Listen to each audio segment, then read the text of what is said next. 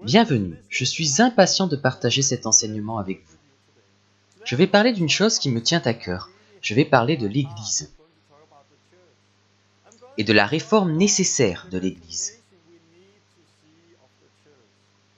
L'Église actuelle est très différente de ce qu'a apporté Jésus. Si on revient dans l'histoire, on voit que l'Église primitive était une communion de croyants, un mouvement, un corps vivant. Puis le christianisme est arrivé en Grèce et est devenu une philosophie. Il est arrivé en Italie et est devenu une institution. Il est arrivé dans le reste de l'Europe et est devenu une culture. Puis il est arrivé en Amérique et est devenu un business. Donc au départ, c'était un corps vivant et c'est devenu un commerce. Mais si nous faisons un commerce d'un corps vivant, c'est de la prostitution. Ce que je vais partager va en bousculer certains, mais va montrer ce qu'est réellement l'Église. Et va en libérer beaucoup.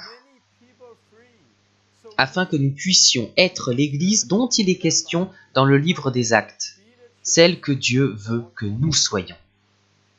Que Dieu vous bénisse. Je pense que cette leçon va vous ouvrir les yeux, vous aider et être une bénédiction pour beaucoup.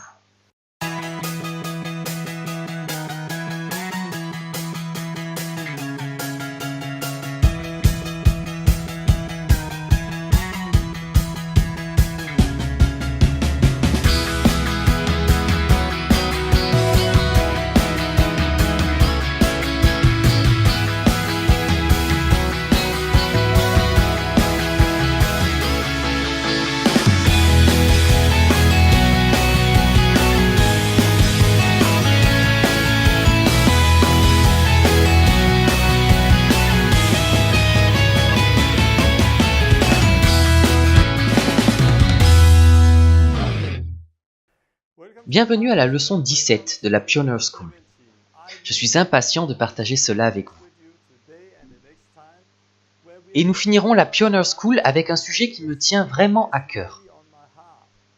C'est un domaine dans lequel moi et beaucoup d'autres gens ont expérimenté une délivrance.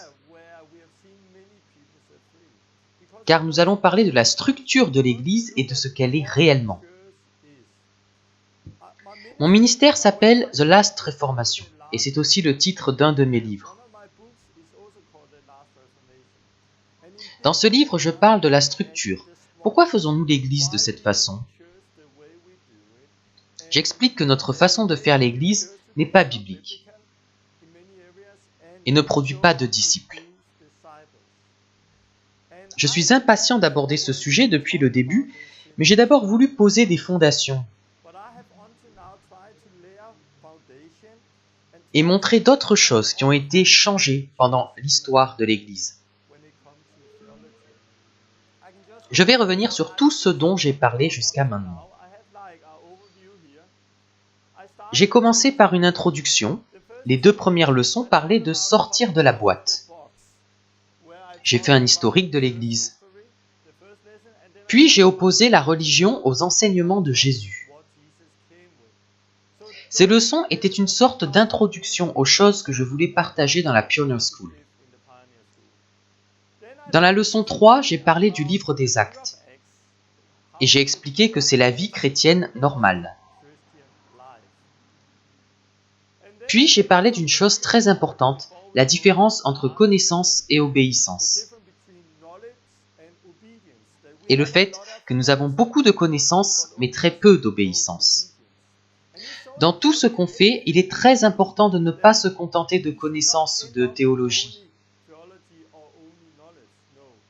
Jésus ne nous a pas dit d'être intelligents. C'est bien d'apprendre de nouvelles choses. Mais il nous a dit des choses pour que nous les mettions en pratique.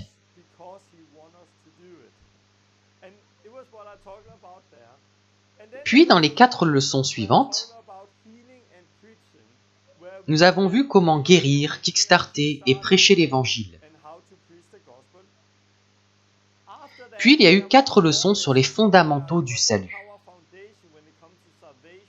où nous avons parlé de la repentance, du baptême d'eau et du baptême du Saint-Esprit. Après ça, il était question de connaître Dieu et d'avoir une vraie relation avec lui.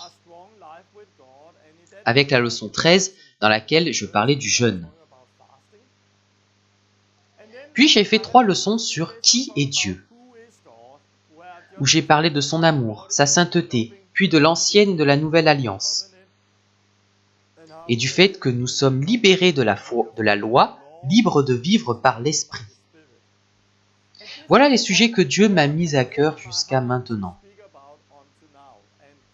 Et je n'avais pas planifié tout cela. Mais à chaque fois, Dieu m'a donné un nouveau sujet à partager. Dans les 4 dernières leçons, j'aborderai la réforme de la structure. Je vous aiderai à vivre cette vie. La vivre quotidiennement. Apporter des fruits, avoir des gens sauvés. Et à vivre tout ce qu'on a appris jusqu'à maintenant. Voilà pour les 3 prochaines leçons et dans la dernière, je terminerai la Pioneer School. Et vous mettrez au défi pour le futur.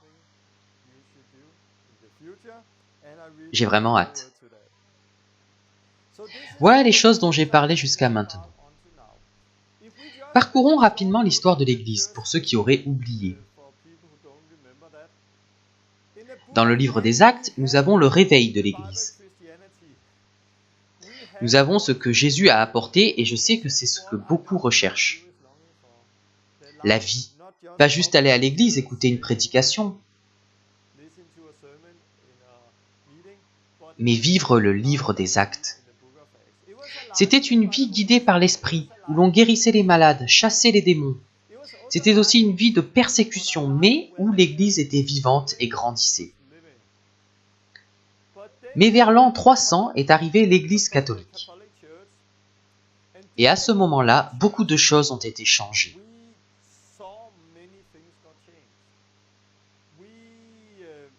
Presque tout a été changé en fait. Mais ensuite, Dieu a commencé à ramener l'Église à ce qu'elle était dans le livre des Actes. La première étape a été la réforme et la justification par la foi apportée par Martin Luther. Cela avait été changé par l'Église catholique. Mais Martin Luther n'est pas revenu au livre des Actes. Non, il a seulement fait quelques changements par-ci, par-là. Il n'est pas revenu au baptême biblique. Donc Dieu a dû faire quelque chose de nouveau. Et on a eu le réveil baptiste avec le retour du baptême biblique sur sa propre foi et par immersion. Ce qui avait été changé par l'Église catholique et que Martin Luther n'avait pas réformé. Après ça, de nouvelles choses ont commencé. On a eu la sanctification par la foi des méthodistes, le mouvement adventiste et le baptême du Saint-Esprit. Ce sont des choses que nous lisons dans la Bible, les gens remplis, baptisés du Saint-Esprit. Et comme vous l'avez vu, le baptême dans le Saint-Esprit est le signe de la nouvelle alliance. Dieu qui répand son esprit sur toute chair et qui nous donne un nouveau cœur et un nouvel esprit. C'est ce que Jésus a apporté, mais le baptême du Saint-Esprit a été perdu avec l'Église catholique. L'Église luthérienne ne l'a pas aujourd'hui. Et beaucoup d'autres églises ne baptisent pas sur cette fondation. Donc nous avons eu cela, puis les dons de l'Esprit et les 5 ministères. Et si nous observons tout cela, nous voyons que Dieu a commencé à renouveler son Église. Certaines choses dont j'ai parlé durant la Pioneer School sont des choses qui ont été perdues au cours de l'histoire de l'Église. Si vous avez un arrière-plan luthérien, certaines choses vont vraiment vous provoquer. Si vous avez un arrière-plan méthodiste, d'autres choses vont vous provoquer. Si vous avez un arrière-plan baptiste, d'autres choses vont vous provoquer. Les sujets de discorde seront différents d'une personne à l'autre, selon votre arrière-plan. Mais ce dont je vais parler maintenant et la prochaine fois va, je pense, provoquer beaucoup d'entre vous, peu importe votre arrière-plan. Si vous observez l'histoire de l'Église, il est évident que Dieu renouvelle son Église.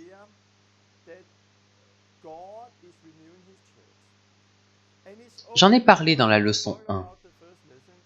Et il est aussi évident que beaucoup de doctrines qui ont été perdues pendant l'Église catholique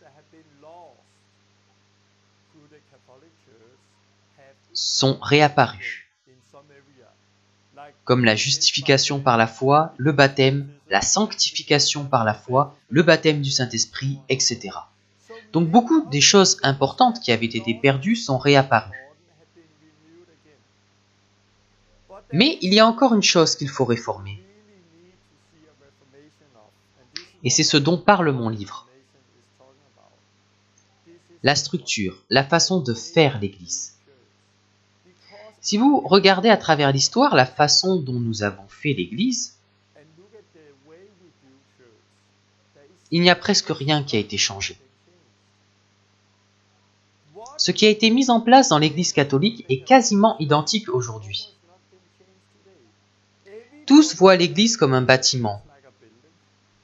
Tous ont un culte qui se déroule dans le même ordre. Tous ont une réunion le dimanche, sauf un, le samedi. Tous se ressemblent tellement. Si vous allez dans une église catholique et observez le bâtiment, ce qu'ils font, et comparé à une église luthérienne, vous verrez qu'elles sont semblables. Presque rien n'a été changé. Dans les églises baptistes et méthodistes, vous verrez des choses semblables. Les bâtiments, la façon de mener les cultes, les estrades, les bancs, le pasteur, la communion. Presque tout est semblable. Mais c'est très différent de ce qu'on lit dans le livre des Actes. Ils n'avaient pas de bâtiments comme les nôtres. Ils n'avaient pas de rangées de bancs. Ils n'avaient pas un peu de pain et un peu de vin pour la communion. Ils n'avaient pas de prêtres et de prédication. Ils n'avaient pas la plupart des choses que nous avons. C'était très différent. Mais c'était quand même l'Église et elle grandissait. Voilà ce à quoi je vais m'intéresser. Qu'est-ce que réellement l'Église ? Cette leçon est en fait une introduction à ce dont je vais parler dans la prochaine. Je vais commencer avec ça. C'est tiré de mon livre. Et j'aime beaucoup, c'est très parlant.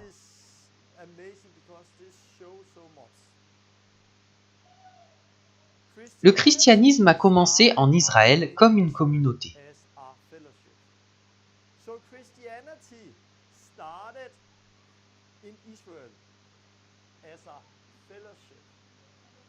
C'était une communion vivante de gens qui se rassemblaient. On peut aussi dire que c'était un mouvement qui grandissait de manière exponentielle. Jésus parlait du royaume de Dieu et disait qu'il allait se propager. Il parlait d'un royaume. Le royaume de Dieu était un mouvement. Donc le christianisme a commencé en Israël comme une communauté ou un mouvement. Il s'est déplacé en Grèce et est devenu une philosophie. Il s'est déplacé en Italie et est devenu une institution. Il s'est déplacé en Europe et est devenu une culture. Puis il s'est déplacé en Amérique et est devenu un commerce. Vous voyez ici clairement le chemin qu'a parcouru le christianisme. Ça a commencé comme une communion, comme un mouvement, comme un corps vivant de croyants. Lorsque 2 ou 3 sont rassemblés, je suis au milieu de vous, disait Jésus. Ils se rassemblaient avec Jésus-Christ comme chef. Mais ensuite, c'est devenu une philosophie. Et beaucoup de gens voient encore le christianisme comme une philosophie. Il s'est déplacé en Italie et est devenu une institution. On peut le voir avec l'Église catholique, qui est une grande institution. Il s'est déplacé en Europe et est devenu une culture. Puis il s'est déplacé en Amérique et est devenu une entreprise. Regardez les télés chrétiennes, c'est une entreprise, un commerce. Mais si vous prenez un corps, l'Église de Dieu est un corps. Si vous prenez un corps et en faites un commerce,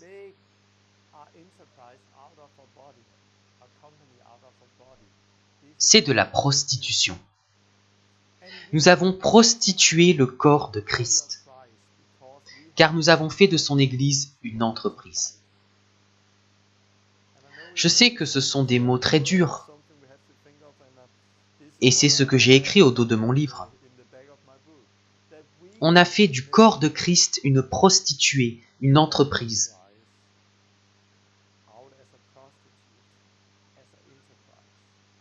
Et on essaye de le vendre, d'en faire un commerce. Mais ce n'est pas ça. Jésus ne va pas revenir pour enlever une prostituée, mais pour enlever une épouse sainte. Et je crois que c'est ce qui se passe aujourd'hui, c'est qu'une nouvelle réforme commence.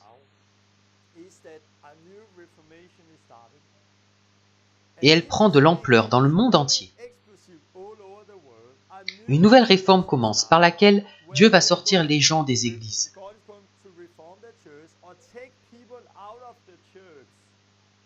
Les sortir de ces entreprises, des philosophies, de cette culture.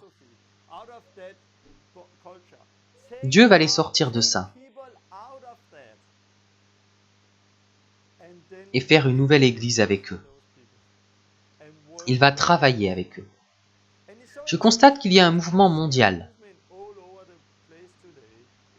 où les gens en ont marre de simplement aller à l'église,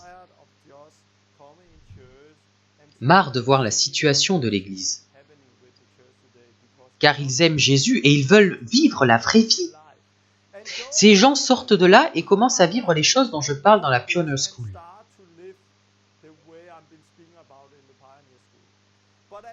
Mais en même temps, je vois une croissance dans les faux mouvements. Les gens ne sortent pas de ce système pour revenir au fondement de Jésus. Mais ils retournent vers l'Église catholique. Et je vois ça régulièrement. Par exemple, ici en Scandinavie, un des leaders d'une des plus grandes églises, qui a commencé beaucoup de bonnes choses ces dernières années, s'est, il y a quelques semaines à peine, converti au catholicisme. Il est maintenant catholique. Par ici, tout le monde en parle et se demande « Que se passe-t-il » Si vous lui aviez demandé 5 ans en arrière s'il voulait devenir catholique, il aurait répondu « Bien sûr que non ». Mais lentement, quelque chose s'est infiltré dans l'Église. Une mentalité, un système, et au lieu de revenir à la liberté du livre des Actes, ils reviennent au système de l'Église catholique. C'est ce qu'on voit aujourd'hui, et tous ces mouvements ici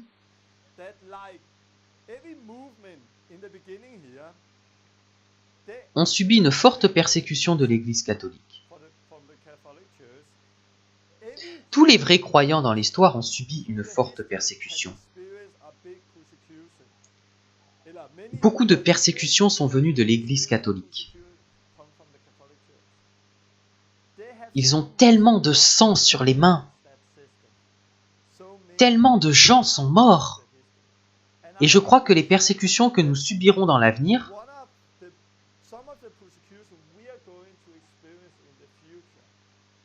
ne viendront pas seulement des musulmans, comme beaucoup le pensent, mais de ce système. Car à travers ça, ils vont fonder une nouvelle religion mondiale, quelque chose d'attirant, mais qui ne sera pas le livre des Actes, l'Église vivante que Jésus a apportée.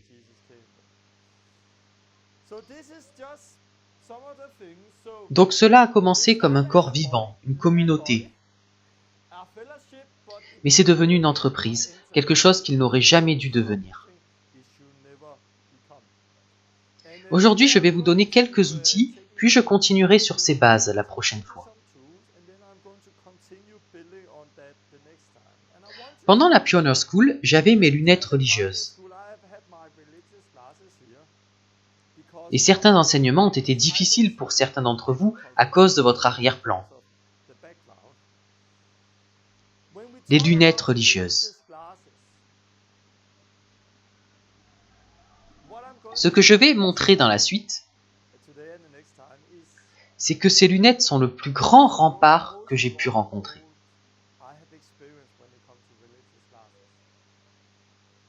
Personnellement, cela m'a pris du temps pour enlever ces lunettes, c'était dur.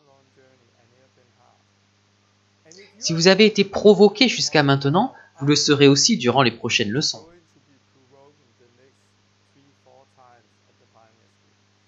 Je vais dire des choses à l'opposé de ce que la plupart des gens ont appris.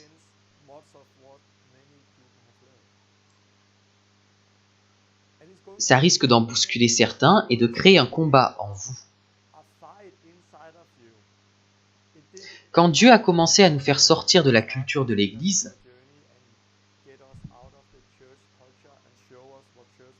ce fut un combat, ce fut vraiment dur. Mais il y a eu une liberté quand nous sommes sortis.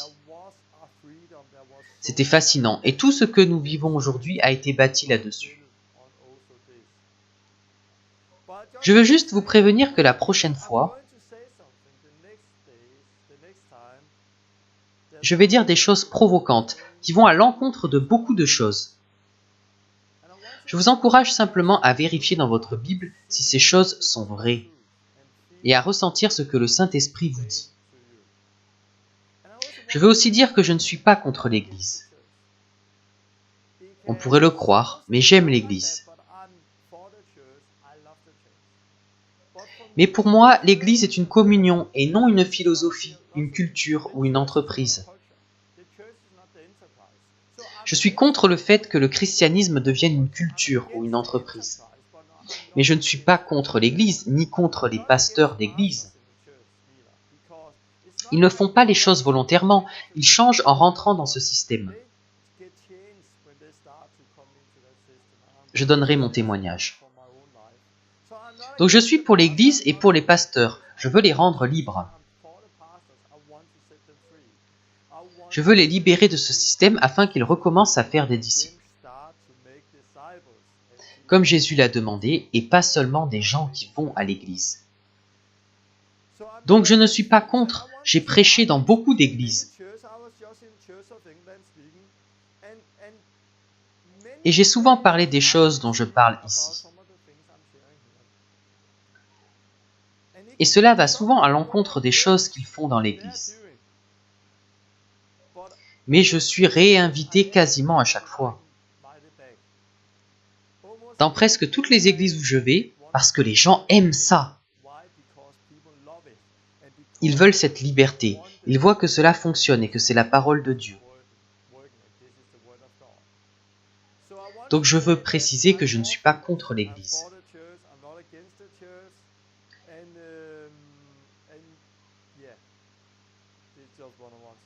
Je veux prier car nous avons besoin du Saint-Esprit. S'il n'agit pas et ne nous révèle pas cette vérité, on peut parler et parler, mais rien ne va se passer.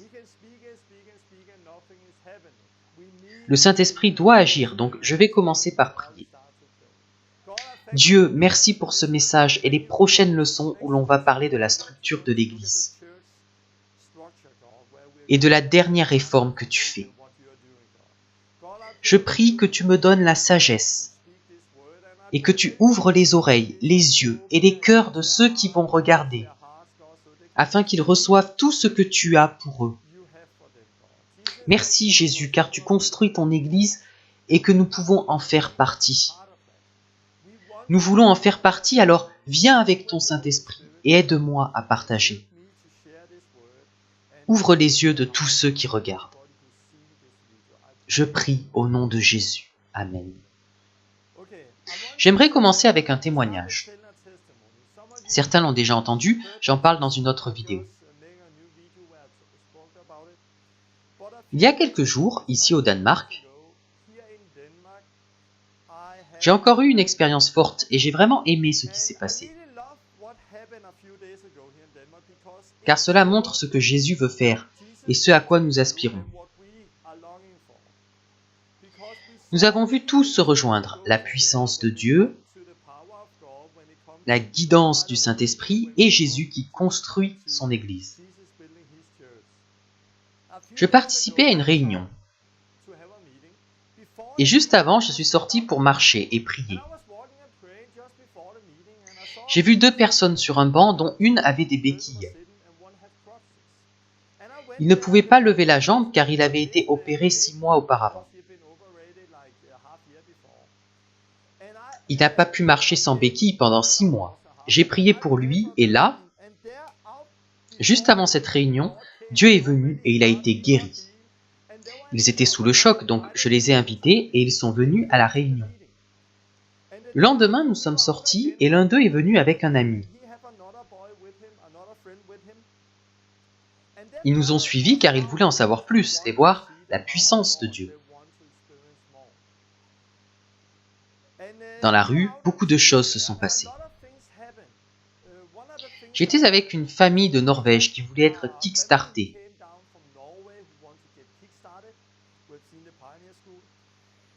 Et j'ai vu un jeune qui avait un problème de disque. Un des Norvégiens avait 18 ans et n'avait jamais prié pour quelqu'un.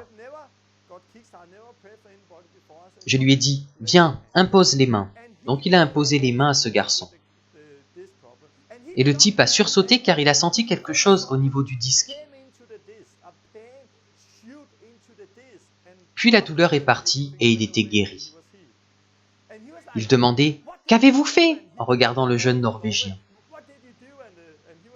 Et lui était aussi surpris, il ne savait pas quoi répondre. Mais l'histoire ne s'arrête pas là.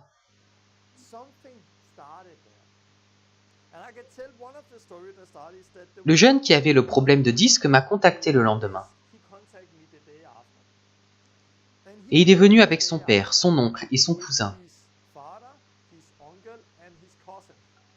Il voulait aussi que je prie pour eux. Ils étaient bosniaques orthodoxes, c'était culturel pour eux.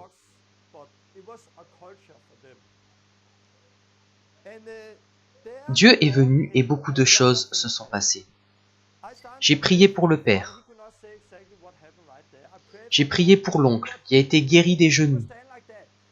Ils parlaient dans leur langue, mais je voyais bien qu'il était guéri. Ensuite, ils m'ont expliqué avec quelques mots de danois. Puis j'ai prié pour le cousin qui avait une sclérose multiple. Et il a été délivré d'un démon. Il est tombé et on pouvait voir le démon. J'ai commandé au nom de Jésus et le démon l'a quitté. Il a sauté, m'a embrassé et s'est mis à pleurer. Il était heureux, il souriait. Pourquoi ? Car il avait été délivré. Et il avait une force dans son corps qu'il n'avait pas sentie depuis longtemps. C'était très fort pour le reste de la famille, mais ça ne s'est pas arrêté là. D'un coup, Dieu est venu avec... Je ne sais pas comment appeler ça. Mais j'ai vu des choses que je n'avais jamais vues. C'était très fort. J'ai commencé à prophétiser sur tout le monde. Toi, tu as été capitaine dans telle et telle équipe de football. Tu es un capitaine. Et j'ai prophétisé sur lui. Il était très ému et m'a demandé « Comment savez-vous » C'est comme si vous lisiez en moi. Comment savez-vous que j'ai été capitaine ici et là? C'est comme si vous me connaissiez. Vous savez tout de moi. C'était très fort. Puis le suivant. Tu n'arrives pas à trouver de travail. Et j'ai prophétisé sur lui et les suivants. Dieu était présent et c'était magnifique. J'ai fait une vidéo avec plus de détails et je vous encourage à la regarder.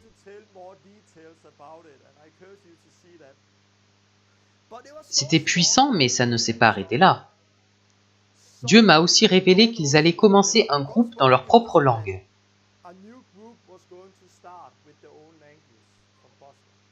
À ce moment, 2 personnes sont entrées et je leur ai demandé de partir. Ils ont commencé à leur parler en bosniaque. Je pouvais voir qu'ils étaient chrétiens et qu'ils se connaissaient. Je me demandais ce qui se passait. J'étais confus, mais alors l'un d'eux m'a dit quelque chose de puissant.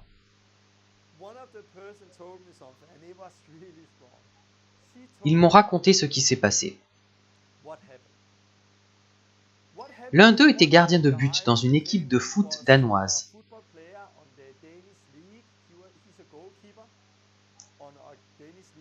De première ligue. Il voulait me rencontrer car il savait que j'étais en ville. Il a demandé à un ami à moi s'il était possible de me parler. Et il a répondu que ce n'était pas possible car j'étais occupé. Alors, en retournant à sa voiture, il a entendu Dieu lui parler. Dieu lui a dit « Demi-tour, rentre maintenant !» Donc il a fait demi-tour et il est rentré. On lui a dit qu'il ne pouvait pas me voir parce que j'étais occupé. Mais Dieu lui a dit autre chose. Il est rentré avec une amie à lui. Il venait de Croatie et son amie de Bosnie et elle connaissait les gens pour qui je priais. Écoutez ça. Quand elle est arrivée au Danemark il y a 20 ans, elle était dans un camp de réfugiés. Dans ce camp, elle a rencontré cette famille.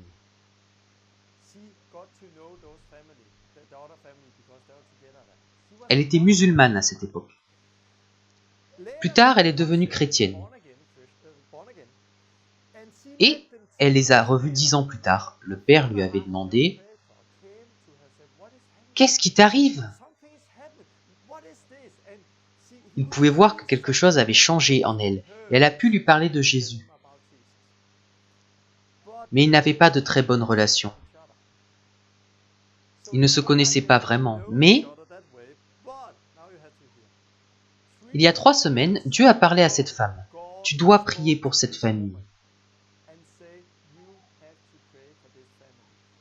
Donc pendant 3 semaines, elle a prié pour que cette famille soit sauvée.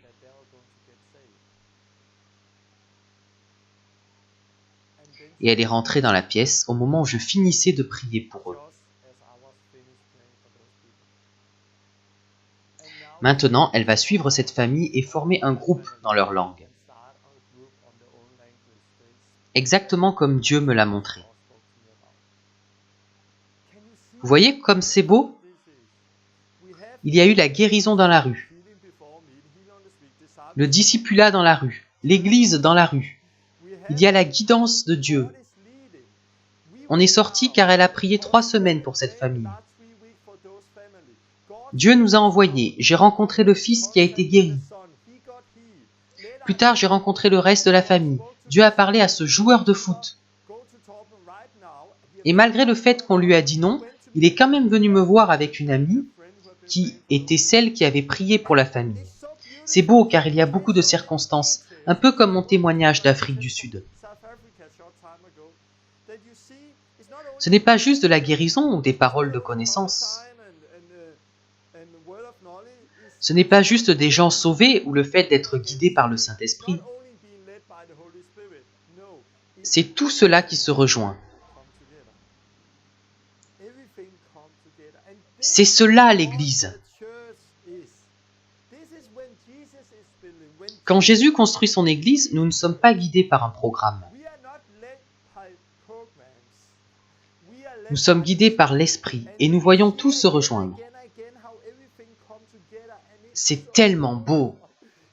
Quand Jésus bâtit son Église, c'est extraordinaire. De quoi voulez-vous faire partie? De la vision d'un homme d'une Église avec 300 membres et un groupe de louanges. Et vous qui venez simplement vous asseoir pour suivre cette vision de l'Église? Ou voulez-vous faire partie de la vision de Jésus, de la réforme, de Jésus qui bâtit son Église? Voulez-vous faire partie de cela? Évidemment, je crois que vous voulez faire partie de l'Église de Jésus et de sa façon de faire. Parfois, il faut choisir. On ne peut pas tout faire en même temps. Il faut une réforme de l'Église. Si j'ai vécu toutes ces choses dont j'ai témoigné, c'est parce que Dieu m'a libéré de ma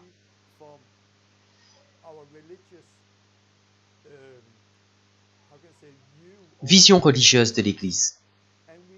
Je ne me concentre plus sur ma vision de l'Église, mais sur la vision de Jésus. Et sur ce que Jésus désire et bâtit. Je veux faire partie de ça, c'est tellement plus excitant. Et je sais que ce n'est que le début. Je voudrais parler de mon parcours. Rapidement. De ma vision de l'Église qui a évolué. Puis je vous montrerai quelque chose. J'ai été sauvé, et comme beaucoup de gens, j'ai été dans... Oui, c'est une église. J'ai mis une croix ici. Donc j'ai été dans une église, un bâtiment. Il y avait une estrade et des bancs. J'étais assis sur l'un d'eux et je regardais vers l'estrade. C'était un dimanche. Très rapidement, j'ai accepté l'idée que c'était cela l'église. Je croyais que ce que je faisais, c'était l'église. Mais rapidement, une frustration a grandi en moi.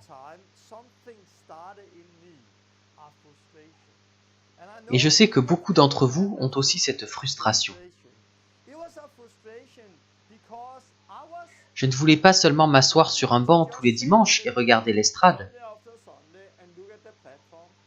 Je voulais faire plus, je voulais servir Dieu, je voulais aussi parler. Donc j'ai demandé au leader des jeunes, quand est-ce que ce sera mon tour de parler? Il m'a répondu, Torben, tu peux apporter ton aide pour les enfants, puis pour l'école du dimanche, et devenir leader des jeunes après plusieurs années. Alors tu pourras prêcher un dimanche par an. Donc il m'a expliqué comment je pouvais avoir l'opportunité de prêcher, et comment gravir les échelons. Il m'a dit que ça me prendrait 5 ans pour pouvoir prêcher un dimanche par an. À ce moment-là, Dieu m'a ouvert les yeux. Et j'ai vu que beaucoup de gens qui venaient à l'église étaient morts spirituellement. Ils ne faisaient que venir à l'église, rien de plus. Je me suis dit, waouh, si je reste, je vais devenir comme eux.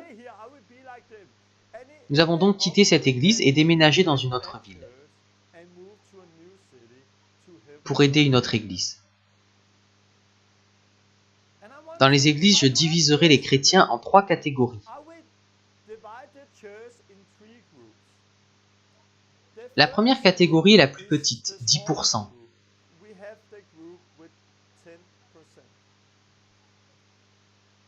Ce sont les 10% qui servent Dieu pendant les réunions, qui sont actifs. Celui qui prêche, celui qui dirige la réunion, le groupe de louanges, ceux qui sont actifs dans l'église. Si vous êtes actif, vous êtes heureux, car vous grandissez. C'est ce que j'explique depuis le début, on apprend en pratiquant. En faisant quelque chose, vous apprenez, vous grandissez et vous êtes heureux. Car c'est ce que nous désirons, grandir, être changé et être utilisé par Dieu. Mais dans une réunion d'église classique avec 100 personnes, il y aura seulement 10% de gens actifs. Les 90 autres viennent et ne font rien. Ils viennent, s'assoient et ne font rien d'autre. Cela contraste complètement avec l'église primitive et avec ce qu'a apporté Jésus.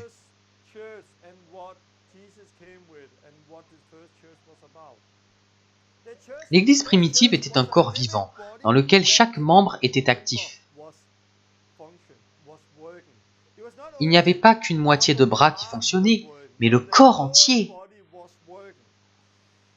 Tout ce système, les réunions, etc., c'est venu de l'Église catholique et ça s'est répandu partout. Mais dans le livre des Actes, c'était très différent. L'Église était beaucoup plus simple. Ils se réunissaient simplement en petits groupes et partageaient sur Jésus.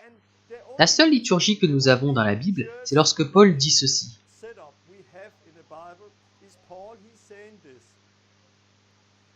Lorsque vous vous assemblez, chacun de vous a-t-il un cantique, une instruction, une révélation, que tout se fasse pour l'édification de l'Église. 1 Corinthiens 14, 26. Donc il dit que lorsque vous vous assemblez, chacun de vous peut partager quelque chose. Ça ne doit pas être dans un ordre précis, mais lorsque vous vous rassemblez, chacun de vous peut partager quelque chose. Mais progressivement, vous allez à l'église, mais vous ne donnez plus rien, car vous n'en avez pas le droit. L'organisation de l'église empêche que vous puissiez apporter quelque chose. Mais la Bible dit que tout le monde a quelque chose à partager. Si vous savez que chaque semaine vous allez aller à l'église, mais que vous ne partagerez rien,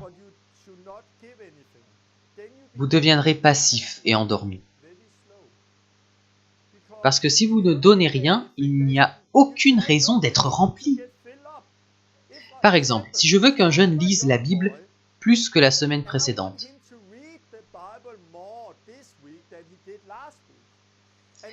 qu'il étudie mieux la parole et qu'il grandisse, c'est facile. Je lui dis, tu vas prêcher la semaine prochaine. Quoi? Je vais prêcher? Oui. Si je lui dis ça, je vous garantis que pendant la semaine, il va prier, dévorer la parole, il va la méditer et ça va le transformer. Car il sait que c'est son tour dimanche. C'est pourquoi nous avons besoin de plus que ça. Un lieu où chacun peut être utilisé par Dieu et apporter quelque chose. Car dans un lieu où vous apportez quelque chose, vous restez proche de Dieu. Car je sais que chaque semaine, certains ont besoin d'enseignement ou de prière. Il y a tout le temps des besoins. En sachant ça, je reste proche de Dieu. Car je sais que je dois être prêt à chaque instant. Mais ce système n'est pas fait pour ça.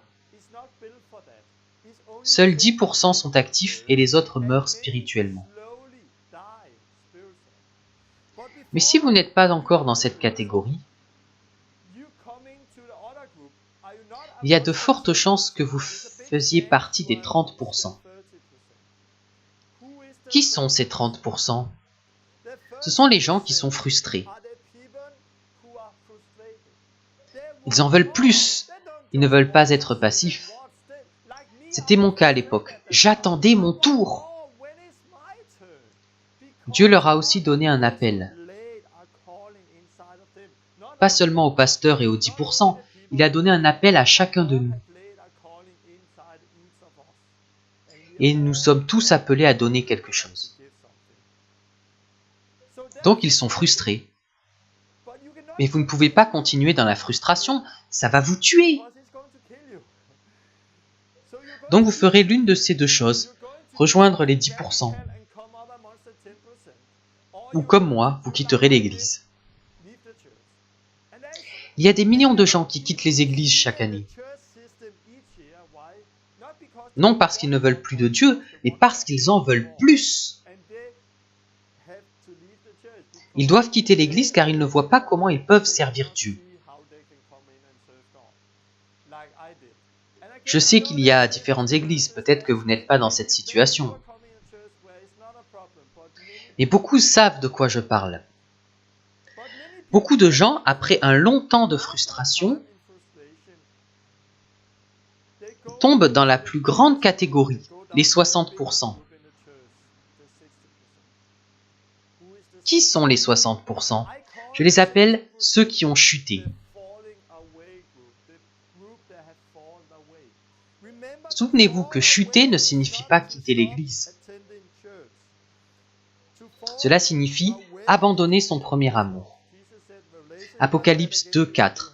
Mais ce que j'ai contre toi, c'est que tu as abandonné ton premier amour. Repens-toi. Chuter, c'est abandonner notre premier amour. C'est ce qu'ils font après un temps de frustration. S'ils ne voient pas comment ce qu'ils ont en eux peut se manifester, ils prennent cet appel et le mettent de côté.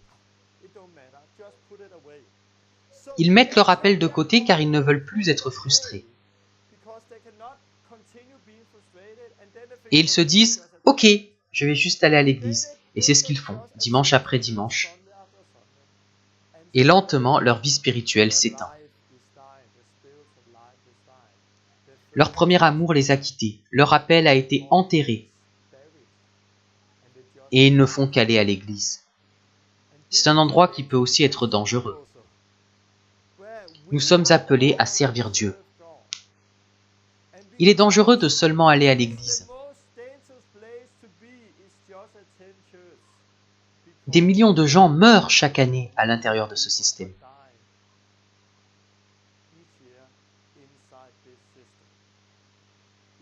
Ça leur retire le zèle. C'est une des raisons pour laquelle nous devons revenir à ce que Jésus a apporté.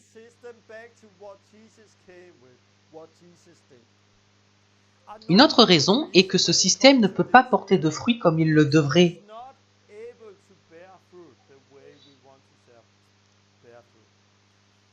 J'ai souvent pris une ou plusieurs personnes avec moi pour les former. Et je les ai vus grandir. Je peux faire un disciple et l'année suivante, il aura vu 2 personnes sauvées. C'est arrivé très souvent. Il est très facile, si on utilise les outils que Dieu nous a donnés, de voir 2 personnes sauvées et baptisées en un an. Si je fais ça avec une personne, j'ai une croissance de 200%. Et je peux faire des disciples indéfiniment. Mais voyez-vous souvent des églises de 100 membres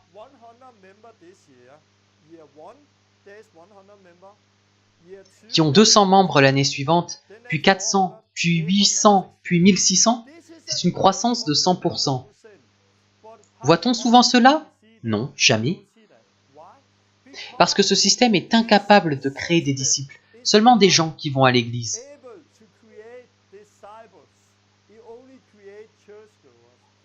Au lieu que chacun porte des fruits au quotidien,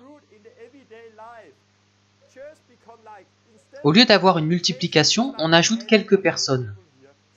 Donc de 100 membres, on passe à 110, 118, 115, puis 130, et ainsi de suite. Il n'y a pas de multiplication. Mais Jésus nous a demandé de porter du fruit. Comme le Père m'a envoyé, moi aussi je vous envoie, a dit Jésus. Chacun de nous doit porter du fruit. Ça ne suffit pas de dire « Hey, 3 personnes ont été sauvées à l'église l'année dernière. » Et vous? Chacun de nous est appelé à porter du fruit. Si on veut accomplir la mission que Jésus nous a donnée, nous devons changer notre façon de faire. Il a parlé de nations, pas simplement de faire grossir des petites églises. Il nous a demandé d'impacter le monde entier et on ne pourra pas le faire de cette façon. Je vais lire un passage de mon livre, The Last Reformation. Dans un chapitre, j'explique qu'il nous faut des nouvelles églises.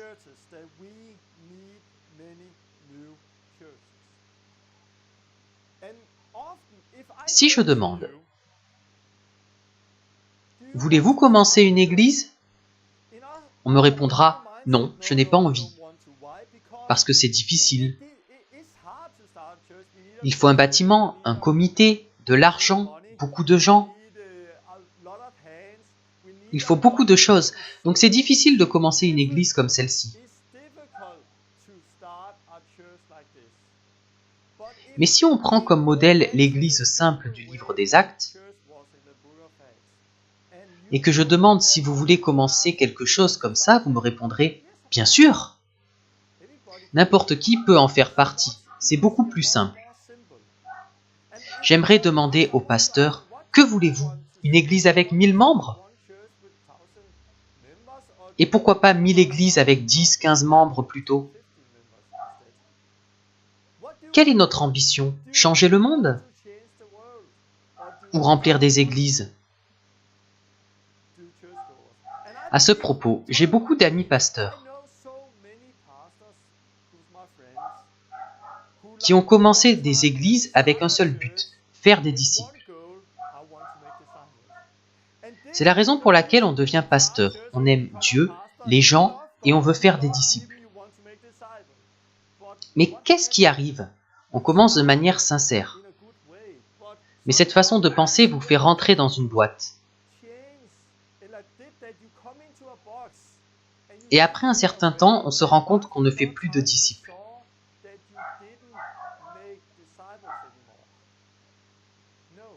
Les gens ne font que venir à l'église, rien de plus.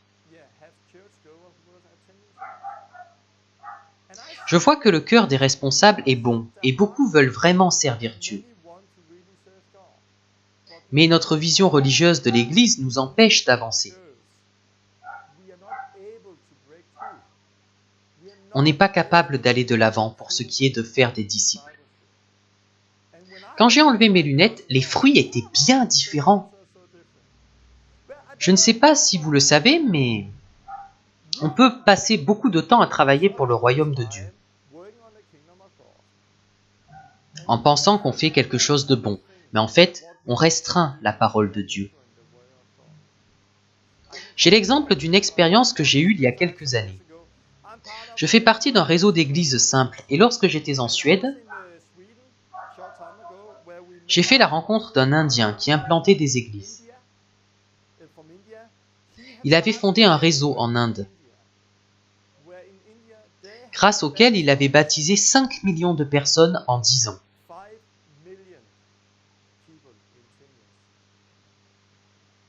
5 millions en 10 ans! On regarde les méga-églises en se disant « Waouh, il y a 10 000 personnes !» Et on lit leurs livres. Mais là, on parle de 5 millions de personnes en 10 ans, et pas 10 000. La raison? La multiplication. On doit propager plutôt que rassembler. Propager, faire des disciples, envoyer. Donc ce type qui a fondé ce réseau m'a dit une chose que je n'oublierai jamais. Il y a quelques années, une grande organisation ecclésiale américaine est venue pour aider dans ce que Dieu faisait en Inde. Donc ils ont apporté beaucoup de temps de travail et beaucoup d'argent, énormément d'argent, pour financer tout ça. Mais après quelques années, ils ont arrêté. Et cet homme m'a regardé avec les larmes aux yeux et m'a dit «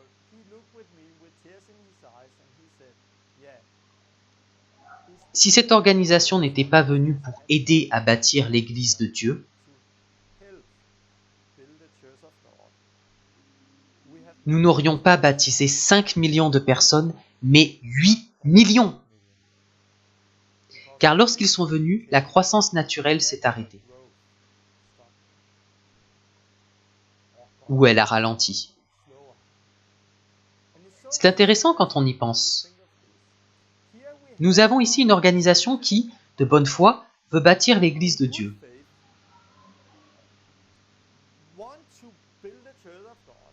Ça leur prend des milliers d'heures et des millions de dollars.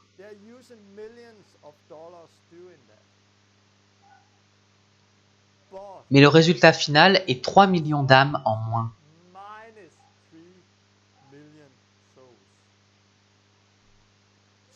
Donc ce qu'ils auraient pu faire de mieux pour le royaume de Dieu, c'était de ne rien faire. Je répète, Ce qu'ils auraient pu faire de mieux pour le royaume de Dieu, c'était de ne rien faire. C'était de ne pas utiliser leur temps et leur argent pour bâtir le royaume, car ils ralentissaient la croissance naturelle.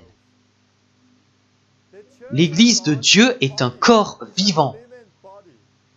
Il grandit naturellement si on le laisse grandir. Mais beaucoup font la même chose.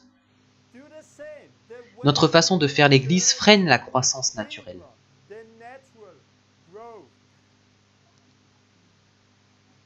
Il faut lâcher prise et elle grandira naturellement. La graine est dans le sol et elle va pousser car il y a de la puissance dans la graine. La raison pour laquelle la croissance est forte ici et dans les pays où il y a la persécution, c'est parce que sous la persécution, le système s'effondre. C'est la première chose qui arrive. Les églises ferment. Les pasteurs sont jetés en prison. Du coup, ils ne peuvent plus se réunir comme d'habitude. Et qu'est-ce qui arrive? Ça grandit. Ça croît comme jamais auparavant. C'est intéressant quand on y pense. La plupart des choses qu'on fait aujourd'hui ne produisent pas de fruits. Ça ralentit la croissance. Et j'y ai aussi participé. J'ai aidé à implanter des églises dans 3 villes pendant 14 ans. J'ai fait la même chose. Mais aujourd'hui, nous avons une croissance exponentielle dans le monde entier.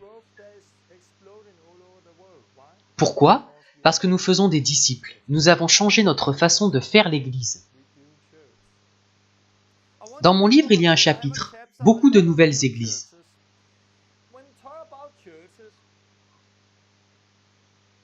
Ouvrir une église comme celle-ci n'est pas une chose facile. Il faut beaucoup d'argent et de personnes pour commencer. Pour cette raison, on ne voit pas beaucoup de nouvelles églises s'ouvrir. Voici une citation de Down, Disciple a World Nation. C'est un réseau. Jésus nous appelle à faire des disciples de toutes les nations. Ils ont œuvré à l'implantation stratégique de communautés. Et ils disent que la meilleure façon d'accomplir la grande mission que Jésus nous a donnée, c'est d'avoir une communauté pour 500 à 1000 personnes.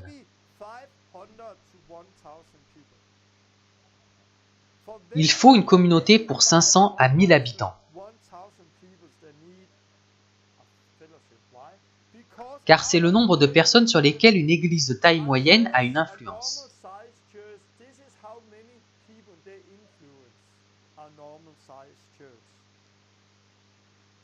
Pour une ville moyenne du Danemark, il y a environ 30 000 habitants.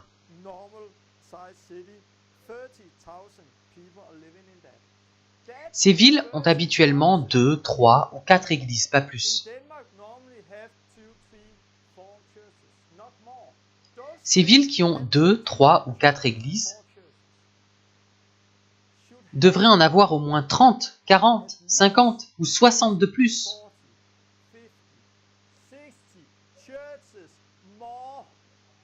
Pour pouvoir accomplir la grande mission.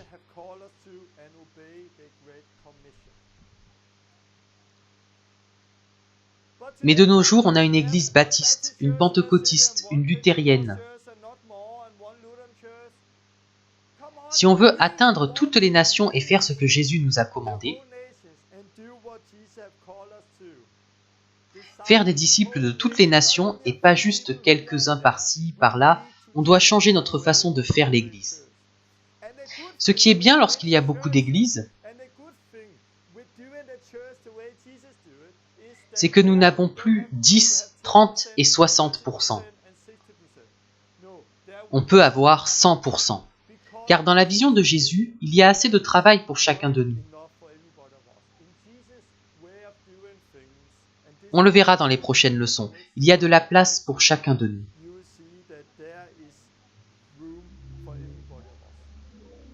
Retour à mon histoire. J'ai déménagé et j'ai commencé une nouvelle église dans une autre ville. On voulait faire les choses différemment, on voulait faire des disciples. Donc pour notre première réunion, on s'est dit « Ok, tu vas diriger, je vais prêcher. Il faut aussi récolter les offrandes. » Et si je souhaitais la bienvenue, puis on aurait 2 chansons, puis l'offrande, puis 3 chansons, ensuite tu parlerais pour finir avec la communion? Oui, super! C'est drôle parce que j'ai quitté ce schéma car je voulais faire des disciples. J'ai fait une église dans une autre ville, mais ce n'était pas différent. J'ai fini par faire exactement ce que je ne voulais pas. Je ne voulais pas simplement faire une église, je voulais faire des disciples. Mais j'ai reproduit exactement le même schéma. C'est une chose qu'il faut comprendre, il n'est pas facile de faire sortir ce système de vous. Certaines personnes ont acheté mon livre et l'ont lu 10 fois.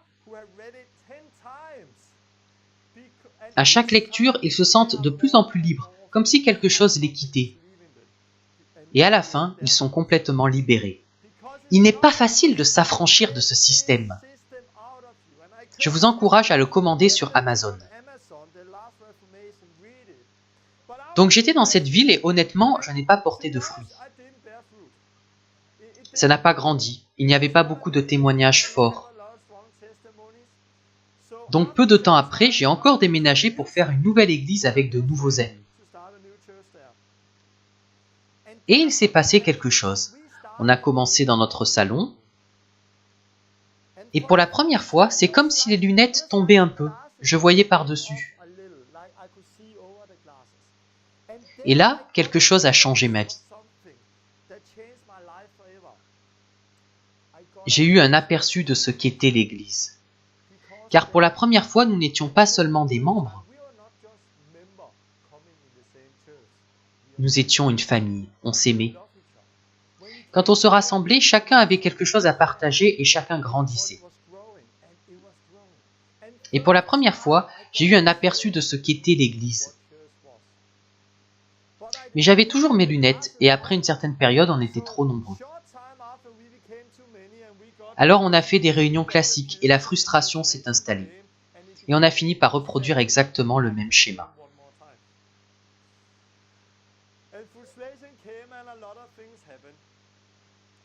Puis nous avons encore déménagé avec ma famille et nous avons commencé une nouvelle église. Car c'est ce que nous avons à cœur, implanter des églises.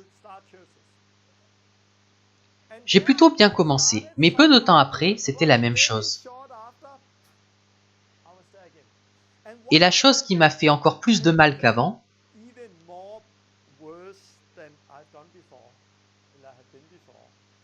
c'est que dans les 2 autres églises, je n'étais pas le pasteur, j'étais évangéliste. Je n'étais pas en haut de la pyramide. Donc tout ne reposait pas sur mes épaules, j'étais assez libre. Mais cette fois-ci, j'étais le pasteur. Et j'ai commencé à subir une pression. Tu es évangéliste, pas pasteur. Tu ne peux pas faire ceci ou cela. J'avais une grosse pression sur les épaules. Et je devais montrer que j'étais un bon dirigeant. Donc j'ai commencé à changer, j'ai mis mes lunettes. Et j'ai commencé à faire des choses que je ne voulais pas. Ne va pas dans cette église, tu es avec moi.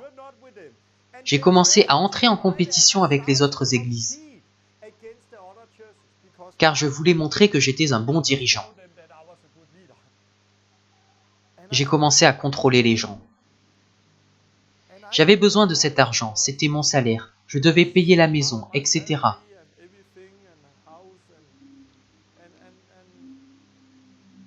Et j'ai commencé à faire des choses que je n'aurais pas dû faire. D'une certaine façon, je manipulais les gens. Ce n'était pas ma volonté, mais c'est maintenant que j'en suis sorti que je me rends compte.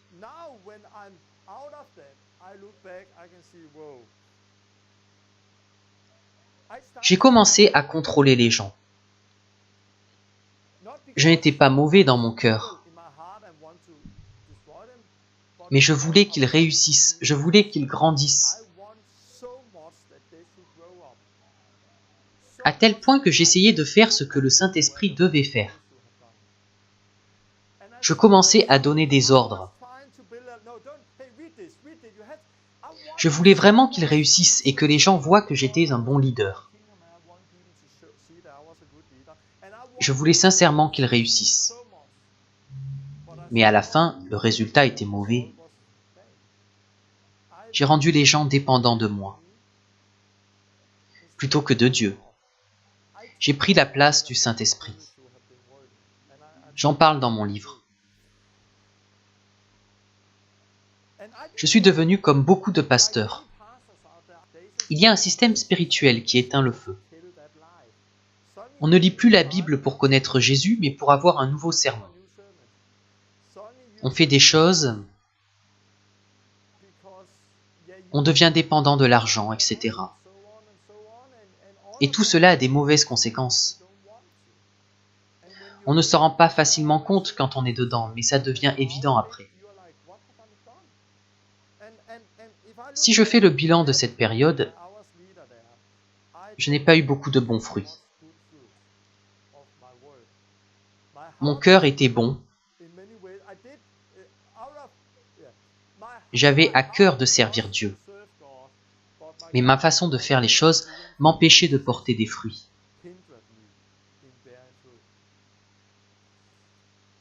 Puis Dieu m'a donné un rêve. Dans ce rêve, j'ai vu deux hommes qui fumaient. L'un d'eux m'a donné une cigarette en disant « Fume !» Non merci. « Fume !» Je n'ai pas envie. Si tu ne fumes pas, les gens vont remarquer que nous fumons. J'ai pris la cigarette et j'ai commencé à fumer. J'ai senti la fumée et immédiatement je me suis dit « Mais qu'est-ce que j'ai fait ?» Je me suis réveillé et j'ai compris ce que j'avais fait. Les deux hommes représentaient les deux premières églises que nous avions commencées. La fumée représentait le système, un système qui finirait par tuer la vie,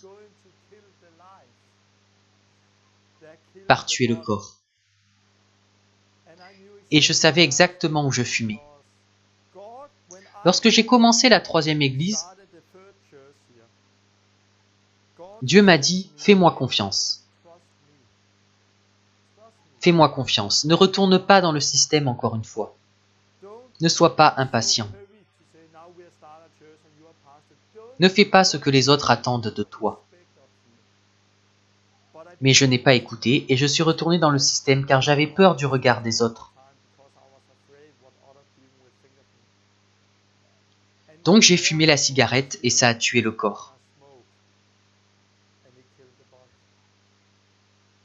Quand Dieu m'a donné ce rêve, je me suis repenti et j'ai fermé l'église. Puis nous avons déménagé ici et depuis, je suis affranchi de ce système.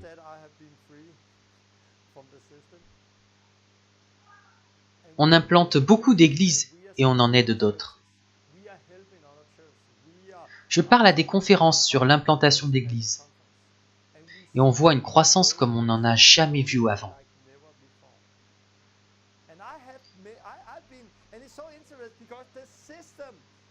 Vous pouvez être dans une église tout en étant libre. J'ai parlé dans une église d'Angleterre et j'étais plus libre que dans beaucoup d'autres endroits. J'ai partagé tout ça dans beaucoup d'églises et j'ai ressenti une liberté. Mais j'ai aussi rencontré beaucoup de pasteurs qui voulaient ça. Mais les dirigeants avaient peur de perdre et ne faisaient pas confiance au Saint-Esprit. C'est très différent d'une personne à l'autre. Mais la liberté est exaltante. Et la croissance est explosive. On ne peut pas juger si une église est bonne d'après le nombre de membres ou d'après leur budget. Non, on doit voir si les gens suivent Christ, s'ils vivent comme des disciples au quotidien et s'ils obéissent aux commandements de Jésus. Si c'est le cas, tant mieux, sinon, ce n'est pas ce qu'on appelle une église. L'église, ce sont des disciples qui suivent Jésus. C'était donc un bout de mon parcours. Ça m'a pris 14 ans et 3 églises pour faire tomber mes lunettes.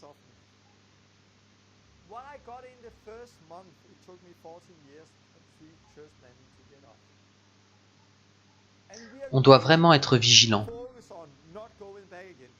car c'est très facile de retomber dans ce système.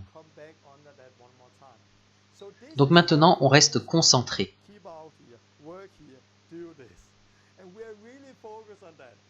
Parce qu'on aime cette liberté et qu'on veut la conserver. Je vais continuer en parlant de la multiplication et de comment rendre l'Église plus simple. Puis je terminerai en parlant rapidement du système. Et nous continuerons la prochaine fois en regardant ce que Jésus a fait. Je vais lire 2 choses. Dans la Bible, il y a le grand commandement. Il en est question dans Matthieu 22. Quelqu'un demande à Jésus, « Maître, quel est le plus grand commandement de la loi ?» Et Jésus répond, « Tu aimeras le Seigneur, ton Dieu, de tout ton cœur, de toute ton âme et de toute ta pensée. C'est le premier et le plus grand commandement. » Donc le plus grand commandement, c'est d'aimer Dieu de tout votre cœur, de toute votre âme et de toute votre pensée. Mais il y en a un autre qui est semblable. Tu aimeras ton prochain comme toi-même. Puis Jésus dit, de ces 2 commandements dépendent toute la loi et les prophètes. Donc nous avons le grand commandement. Puis nous avons la grande mission dans Matthieu 28, 18 à 20. Jésus dit, « Tout pouvoir m'a été donné dans le ciel et sur la terre. Allez, faites de toutes les nations des disciples, les baptisant au nom du Père, du Fils et du Saint-Esprit. » Voilà donc la grande mission. Si nous regardons l'Église de la manière la plus simple possible, la première chose, a dit Jésus, c'est d'aimer Dieu de tout notre être. Nous sommes appelés à aimer Dieu. La chose suivante, c'est d'aimer son prochain. Il est important de commencer par aimer Dieu. Car si vous aimez seulement votre prochain et pas Dieu, cela devient un amour humaniste. Mais vous ne pouvez pas aimer Dieu si vous ne le connaissez pas vraiment. Et c'est par le Saint-Esprit que l'amour est versé dans votre cœur. Alors nous pourrons avoir de l'amour pour les gens. Pas un amour humaniste, mais un amour véritable. Un amour par lequel nous disons la vérité, pour que les gens puissent être libérés. Donc ce n'est pas un amour humaniste. Aimez Dieu, aimez votre prochain et faites des disciples. Faites des disciples, c'est très important. Aimez Dieu, aimez votre prochain, faites des disciples de toutes les nations. C'est ça l'Église. Jésus a dit, « Là où 2 ou 3 sont assemblés en mon nom, je suis au milieu d'eux. » C'est le modèle d'Église le plus simple. Nous sommes rassemblés, nous aimons Dieu, nous aimons notre prochain, et nous faisons des disciples. C'est ça l'Église. Ce que j'ai fait l'autre fois, quand les gens ont été guéris, sauvés, kickstartés,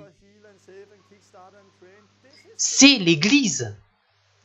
C'est ça l'Église. Le problème, c'est qu'on met tout ça dans une boîte, depuis l'Église catholique, et cette boîte restreint notre amour pour Dieu et pour les gens, et nous empêche de faire des disciples. Pour représenter cette boîte, je vais mettre du scotch.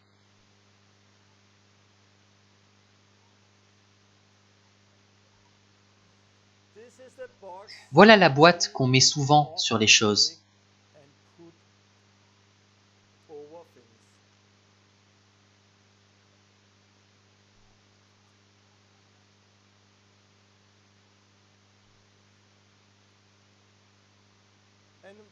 Que représente cette boîte? Premièrement, le bâtiment.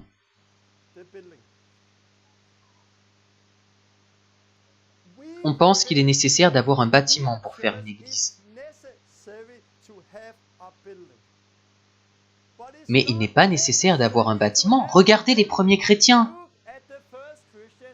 Les premiers véritables bâtiments d'église sont arrivés à cette période, église catholique. L'église primitive a grandi de manière explosive, sans aucun bâtiment d'église. Observez les endroits où la croissance est la plus forte. Ce sont les pays où il y a la persécution et ils n'ont pas de bâtiments comme les nôtres. Souvent, on lit la Bible avec nos lunettes.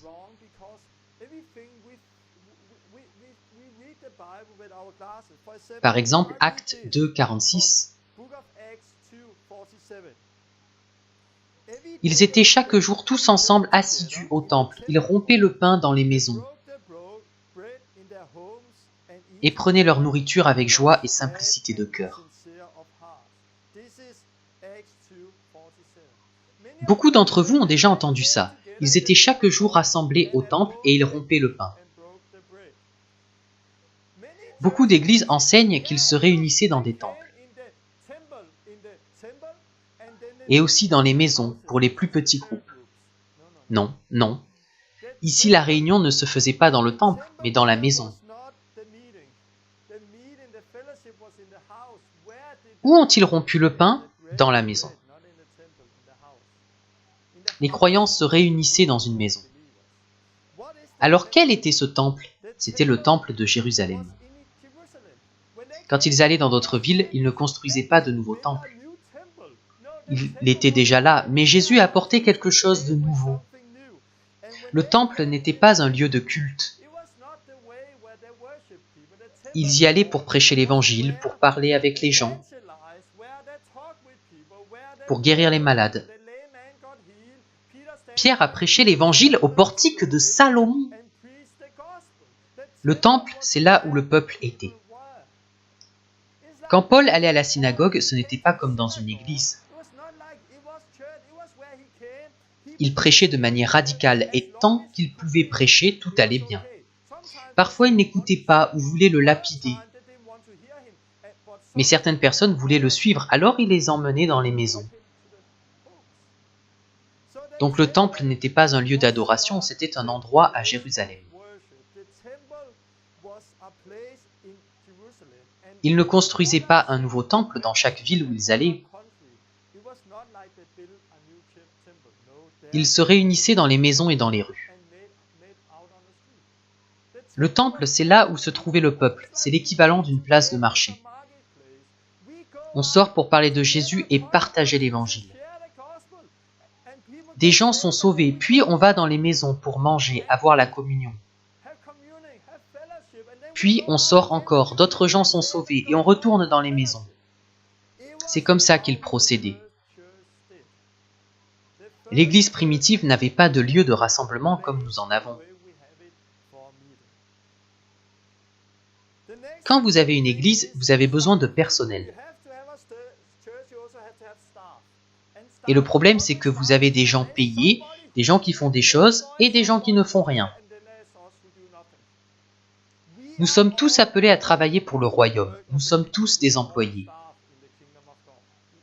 Vous êtes appelés, je suis appelé. Il n'y a aucun corps avec seulement quelques professionnels. Tout le monde doit travailler. C'est le problème de cette configuration. J'explique rapidement. Dans la Bible, il y a les 5 ministères comme fondation. Apôtres, prophètes, évangélistes, pasteurs, docteurs, voici un moyen de les mémoriser. L'apôtre venait et repartait rapidement. Je fais du stop pour la prochaine ville.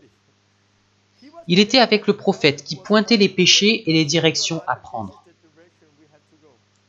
Ces deux-là agissaient comme un pistolet et posaient les fondations. Puis il y avait l'évangéliste qui sortait plus que les autres. Puis le pasteur qui était marié à la fraternité, qui aidait, peu importe les circonstances. Puis le docteur qui débouchait les oreilles afin qu'il puisse entendre ce qu'il disait. Dans l'église primitive, ces ministères allaient de maison en maison pour équiper et aider. À chaque endroit, il y avait plusieurs anciens qui voyageaient, aidaient et connectaient ensemble ces communautés. Donc ils étaient là pour équiper les saints pour les ministères, pour faire des disciples. Mais aujourd'hui, ces ministères sont devenus des employés. Quelque chose qu'ils ne sont pas. Ils ne sont là que pour faire une fondation. Aujourd'hui, on ne va pas dire d'une église « Oh, quelle belle fondation elle a !»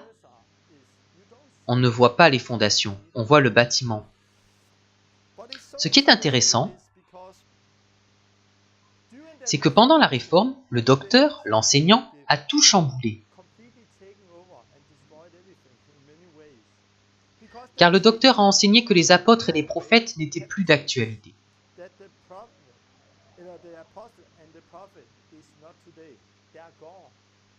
Certaines églises croient qu'il n'y a plus ni d'apôtres ni de prophètes. C'est l'enseignant qui dit cela, mais ce n'est pas marqué dans la Bible. Il a aussi enseigné que le pasteur est l'équivalent du docteur. Il reste donc l'évangéliste qui ne veut pas faire partie de cela, donc il est mis dehors. Donc au lieu de 5 ministères, nous en avons un, l'enseignant. Tout tourne autour des enseignements. On pense que si on en a assez, on obéira à Jésus. Mais non. On a besoin de tous les dons travaillant ensemble afin de pouvoir faire ce que Jésus nous a demandé. Donc comprenons que nous devons tous être actifs, nous sommes tous des employés. Personne n'est plus appelé à servir que les autres. Je termine cela rapidement et je vous donnerai des outils la prochaine fois. Il y a aussi le programme. Tout doit être programmé, tout doit se passer dans le bâtiment. J'ai entendu des gens qui voulaient sortir évangéliser, distribuer des tracts, mais à qui on disait « Vous ne pouvez pas, on ne fait pas ça dans notre église ». Beaucoup de gens sont limités dans leur amour pour Dieu et pour leur prochain. Limités pour faire des disciples, car tout est bien cadré. Il faut suivre le programme. Si des non-croyants viennent et veulent être sauvés, on continue à suivre le programme. Au lieu de simplement leur partager l'évangile et les voir être sauvés. Tout se ressemble. Peu importe l'église où vous allez, tout se ressemble et ça ne me plaît pas. J'ai entendu parler d'une église qui veut plus du Saint-Esprit, donc ils placent 10 minutes dans leur programme pour que le Saint-Esprit agisse plus.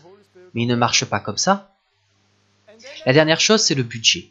Un bâtiment et du personnel coûtent de l'argent. Il faut donc un budget.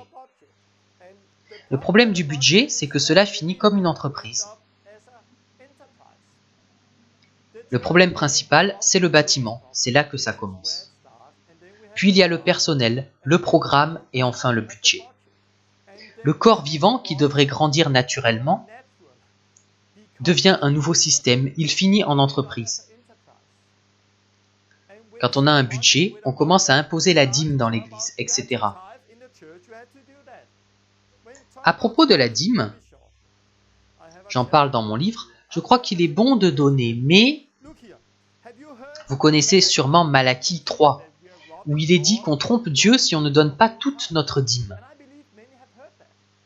Et avez-vous déjà entendu qu'il fallait manger notre propre dîme? C'est dans la Bible. Avez-vous déjà entendu que parfois il ne fallait pas apporter la dîme, mais la garder à la maison pour que des gens la prennent? Il y a beaucoup de lois sur la dîme et je crois que toute personne qui a lu la Bible sait qu'il n'est pas biblique de donner 10% à un bâtiment comme si c'était une règle. Beaucoup en font une règle à cause du budget. Beaucoup contrôlent et manipulent les gens à cause de l'argent, du budget. Et j'y ai aussi participé, pas aussi radicalement que certains. Ce qui se passe souvent, c'est que le bâtiment entraîne une chose, qui en entraîne une autre, qui en entraîne une autre.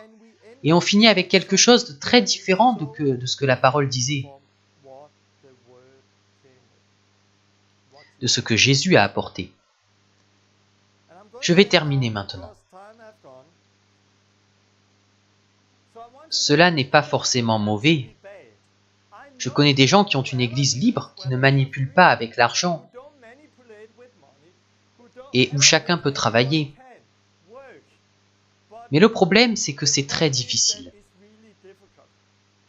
La prochaine fois, nous verrons ce que Jésus a vraiment dit. Ou QFJ. Que ferait Jésus? Que ferait-il sur la question des églises? Nous verrons cela la prochaine fois. Il y a quelques années, il y avait cette expression « Que ferait Jésus ?» Jésus n'aurait pas de bâtiment, pas de personnel, pas de programme, ni de budget, comme c'est le cas aujourd'hui. Il se concentrerait sur les choses simples. Aime Dieu, aime ton prochain et fais des disciples. Donc la prochaine fois, je regarderai Luc 10. Et ensuite, je continuerai en étant plus pratique. Nous verrons alors ce que Jésus a vraiment dit et ce qu'il ferait aujourd'hui. Nous essaierons de sortir de cette boîte et de nous concentrer sur ce que sont réellement les églises, pour vous aider à faire des disciples et voir un mouvement commencer à se répandre partout.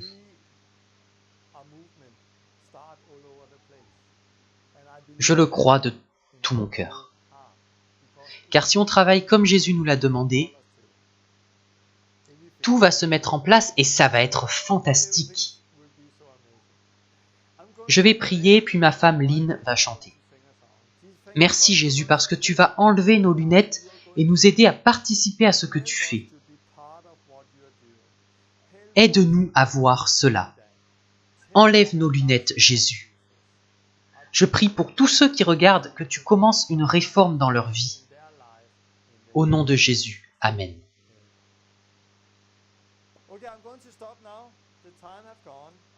Vous pouvez commander ce livre sur Amazon. Je vous encourage à vous le procurer. Il vous aidera à comprendre certaines des choses dont j'ai parlé.